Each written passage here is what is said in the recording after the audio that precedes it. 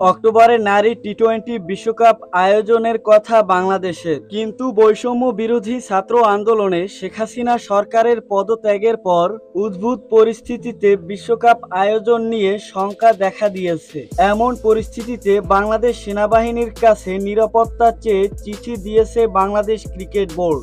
জানা গেছে, বিশ্বকাপের নিরাপত্তার ব্যবস্থা নিয়ে বিসিবির কাছে জানতে চেয়েছে বিশ্ব ক্রিকেটের সর্বোচ্চ সংস্থা আইসিসি। আর সে কারণেই নিরাপদ ইস্যুতে সেনাপ্রধান ওয়াকারুজ্জামান বরাবর চিঠি দিয়েছে বিসিবি পরিচালক ও আম্পায়ার্স কমিটির চেয়ারম্যান ইফতেখার আহমেদ মিঠু। ভারতের ক্রিকেট বিষয়ক ওয়েবসাইট ক্রিকব্যাজকে চিঠি দেওয়ার বিষয়টি নিশ্চিত করেছে মিঠু।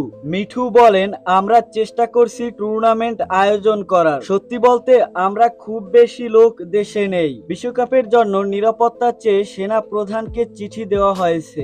এই মুহূর্তে আমাদের হাতে মাত্র 2 মাস সময় আছে। তো দর্শক, ভিডিওটি সম্পর্কে আপনার মূল্যবান মতামত কমেন্টে লিখে জানাবেন। আর ক্রিকেট রিলেটেড যে কোনো আপডেট পেতে চ্যানেলটি সাবস্ক্রাইব করে পাশের বেল বাটনটি অন করে দিবেন। ধন্যবাদ।